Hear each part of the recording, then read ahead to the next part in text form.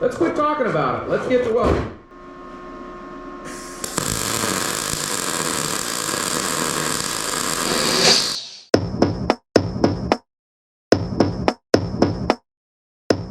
Hey, welcome back to Darius's Budget Garage. Today we're going to be doing a little video on the very basics of learning how to MIG weld. In my opinion, it's the simplest method of welding to really get a hold of, and it doesn't take a whole lot of time. Hopefully with what I have to share today, it'll cut your learning curve way down, and you'll be welding in no time. So, right from the start, you're going to need the very basics. Obviously, we're learning to MIG weld. We're going to need a MIG welder. Here at home, I run a very cheap Harbor Freight titanium 170 welder. I got a tank there. This is a 150 size tank. That will get you, if you're running at 35 cubic feet an hour, you do the math, that'll get you just over 4 hours of weld time on a 150 CFH tank. So, short from the welder, of course, you're going to need some gloves, welding gloves. I use Tillman drivers. They're good, handy gloves. They'll protect you well, and they're thick enough that they'll last. And then, you will definitely need, I'd cut up a bunch of strips of just a 1/4 inch plate here. We're gonna make some simple T-joints, do some fillet welds, and that's the simplest way to get going on your welding. And then I've got some other random stuff here that we're just gonna stick together, get into the thicker plate. I'm going to show you how the settings increase when you start getting into the thicker plate. Then of course, you're gonna need a weld hood. Me here, I'm using a Miller Elite auto darkening hood. You don't need to have a Miller Elite auto darkening hood. You don't need to have any auto darkening hood. But I will say, in today's day and age, the technology has really trickled down to the more budget equipment. So it used to be, you get into some of these auto dark hoods, they were really low quality. But the good news is today, even like the Harbor Freight hoods, they are a complete knockoff of this Miller Elite or a Lincoln Viking. So don't be afraid of spending a little less money on these weld hoods. And then a grinder. You're learning how to weld today, you're probably gonna need a grinder. But again, hopefully we can cut down on the grinder use with a few of my simple setup and welding techniques. So let's get into it. So like I said, we're gonna start at the very beginning from before we even power our machine up. So, first of all, you need to decide, are we gonna be running gas and running a solid wire, or are we gonna be running gasless and run an inner shield wire? If you are gonna run ER70, a solid wire with a gas, you need to start with making sure you have your power outputs hooked correctly. If in fact you're gonna be running solid wire with gas, you're gonna be running direct current, electrode negative. So you're gonna have your power that runs your gun is going to be on positive, and you're gonna run that to the positive side. Your ground is in fact gonna be your ground. If you plan to be running with inner shield wire, gasless, you need to switch those. You're gonna be running positive. The positive output of your machine will run to your ground. The negative output of your machine will be running to your MIG gun. So in my machine here, they're just 1/4 turn connectors. I can pull those connectors out. This would be my ground right here. I would be running that to my positive side, simple as that. My negative side is gonna be running into the cabinet to my MIG gun.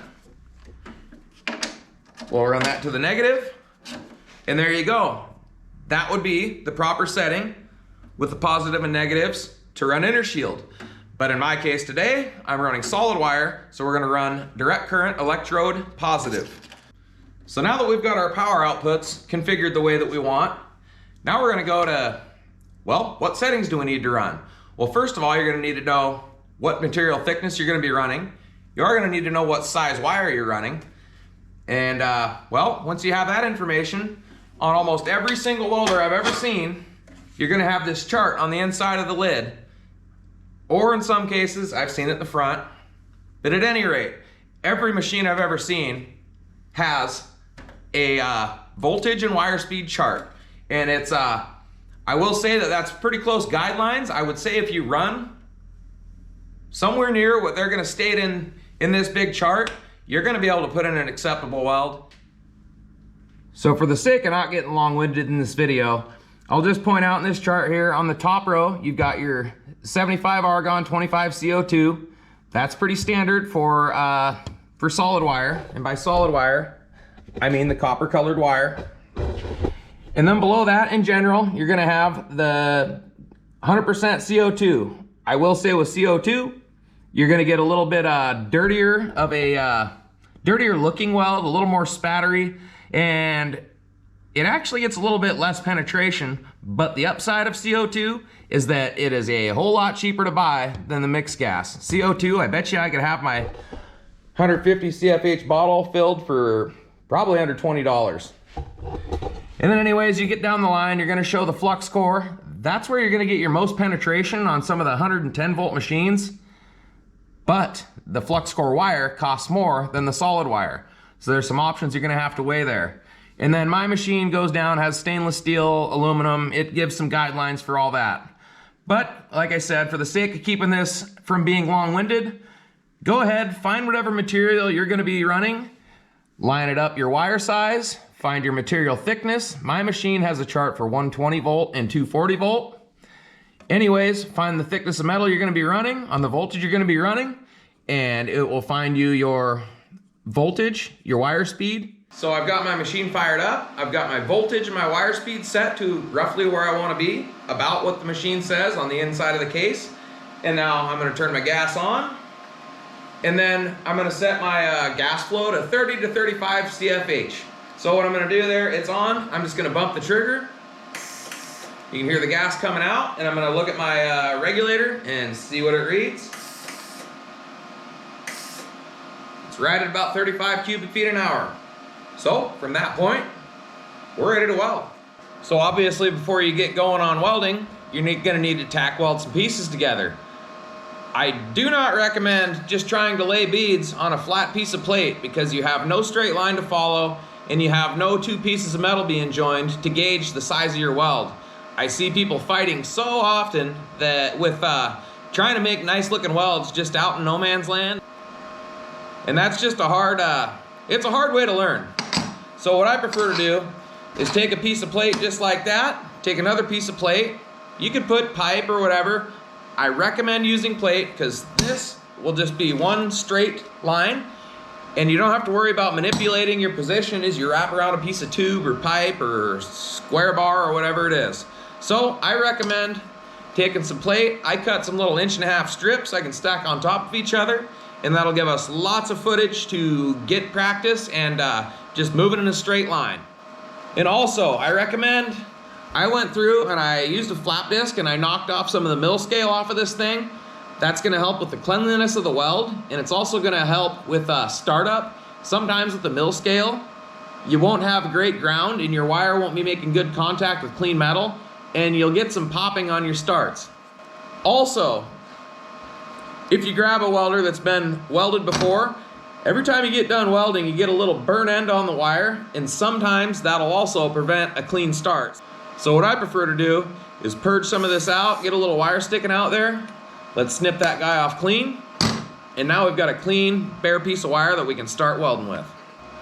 All right, well, it's time to start sticking metal together. So I'm gonna take one piece of flat bar, stick it right on top of the other, and we're gonna stick our gun right up there. You can just set your nozzle of your MIG gun right on top, and well, hold it at about a 45-degree angle and pull the trigger. You can do your safety squint here, or I recommend putting your hood down because you're gonna have some crispy eyelids if you don't put your hood down. Safety squints, they're all right for a bit, but you will pay for it later tonight when you're taking a shower.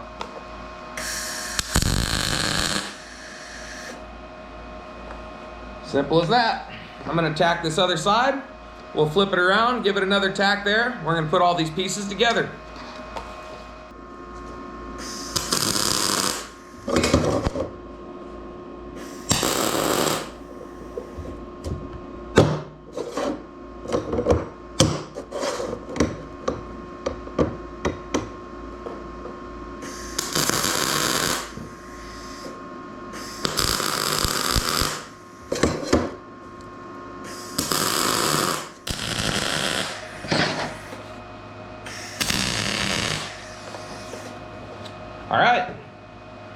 So we've got the tack welding done. I would say that would be a great starting point. Before you even start trying to pull the trigger and start laying down beads, just tack weld a bunch of stuff together.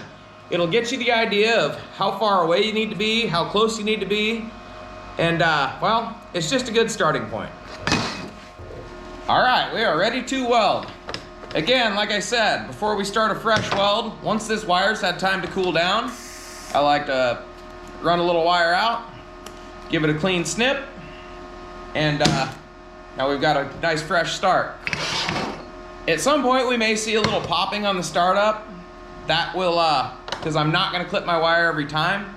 That'll be kind of a visual evidence of why it's nice to clip the wire.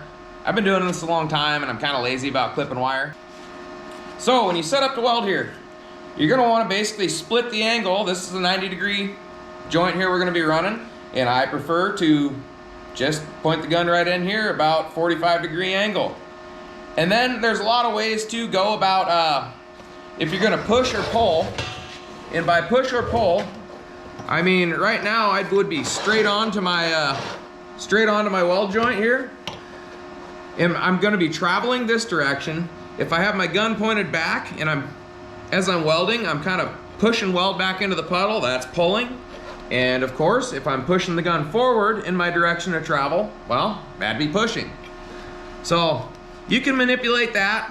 When you push, you tend to get a little bit more spatter coming out the front, but you get a little bit better penetration. When you pull, you're gonna have a little less spatter, you're gonna get a little more weld buildup, but a little bit less penetration. So let's quit talking about it. Let's get to welding.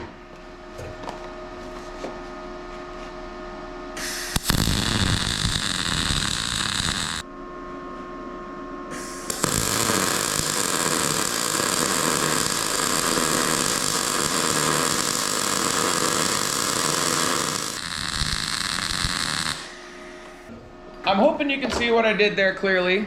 Obviously, I'm recording all this and then I get to go look at the video and hopefully it turned out well.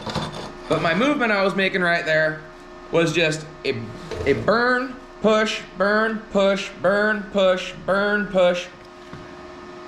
That's the way that I prefer to do my welding. I have good luck with consistency. As you can see, weld looks good there. So there are a lot of ways that you can do this. What you do see is some people prefer to make circles. So as you move along, you're making little loops. That does help so that you make sure you're joining the metal from the top metal to the bottom metal, or make sure you're joining both metals. Sometimes you get a little bit of lack of fusion where the weld will want to favor maybe the thinner piece of metal versus the thick. So making circles like that is a good way to make sure that you're getting a uniform bonding into both pieces of material. And then also there is just the steady, no oscillation, steady movement. I'll give an example of every one of those right here. So we already have the burn fill method. I'm gonna do another 1.5 inches or so of the circular motion.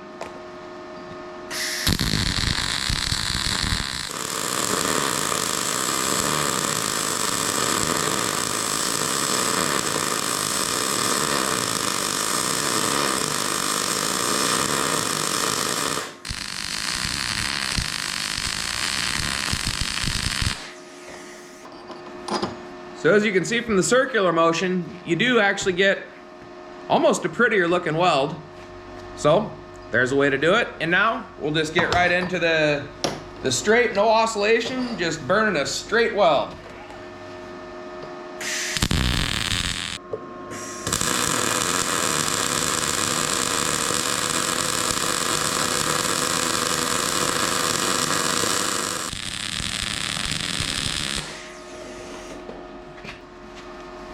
So there we go. Now we have the straight bead, the circular oscillation, and then the burn fill method.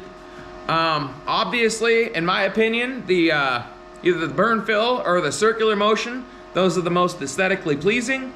I'm not going to get into it in this video about what's stronger, what's right, what's wrong. We're trying to teach you guys how to join two pieces of metal, and as simply as possible. So I've gone over this a little bit in a video previously, but as we're moving along, I think the easiest way to get going with your welding is to do the burn fill method like I talked about. And a way to keep track of how fast to move is I like to keep a cadence in my head. As I'm welding, I'll go 1, 2, 1, 2, 1, 2. So 1, move, 2, move, 1, move, 2, move, 1, move, 2, move. So I'm gonna fire up and I'm gonna kind of sing out loud as I'm welding. I don't expect you to do this forever, but when you're getting going from the beginning like this, I think it's an alright thing. You don't have to even say it out loud. Keep track in your head as you're moving along. 1, 2, 1. 1, 2, 1, 2, 1, 2, 1, 2, 1, 2, 1, 2, 1, 2, 1, 2, 1, 2, 1, 2, 1, 2. So, if anybody's around while you're learning to do that, they're probably going to think you're a little bit silly, but it's a good way to keep cadence, keep your movements steady, keep your movements consistent. So now that we've done a little bit of welding, I haven't done a lot yet, but you will see a little bit of slag buildup start to happen in the end of your nozzle. It's very important to keep that clean so you get nice, even gas coverage. And if you let this build up for too long, you'll completely cut off your gas flow, and then you'll start seeing pinholes, worm tracks, porosity. That's not good. So, very important to keep your nozzle clean, and then very important to keep your contact tube to your work at an even distance. Like I said, about 3/8 of an inch, maybe up to a 1/2 inch. So I made a point earlier about thinking the T-joint was the best method of learning how to MIG weld or weld in any fashion actually. But if you are determined, or you just don't have the way to cut up plate and make nice even strips to get your practice in on, you can use flat plate like this. And what I prefer to do is I'm going to take my grinder and I'm going to cut nice straight lines in this plate. It gives a place for your weld to fall into, and it gives you a nice straight line to follow. So like I said, we've gone ahead and we've got some 3 straight grooves cut into this piece of plate. I'm going to go ahead and I'm going to run the burn fill method, the making circles method, and then run a straight bead. And well, it'll give you a good visual reference of how the straight lines really help you out.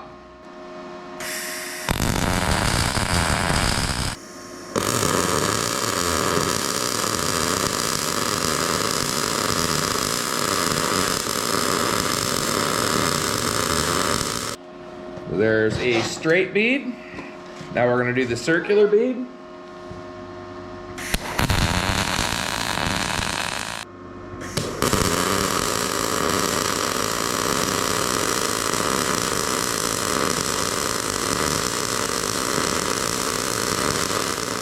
You're able to make nice, perfectly straight lines because you have perfectly straight lines cut with a grinder disc. Again, if you're out here just in space, it's really hard to maintain a straight line, and it gives you a really deceiving weld look. It would make you think that you're making a cold weld, but actually you're just trying to lay weld right on top of a piece of plate, and you don't have anywhere for the weld to displace. Well, hopefully what I've shared with you today has been fairly informative. Of course, a good weld, it starts with good machine setup, good clean material, and then you just have to know the basics. Don't be afraid to get out there, get some practice in. You're not going to be a pro from the start. You might not ever be a pro, but you're never going to do anything if you don't try. Get out there in those garages and get those projects going, or just learn to weld. It's fun. Anyways, thanks for watching, and hey, don't forget to hit that like button, maybe even subscribe. I've got lots more stuff coming. Have a good one.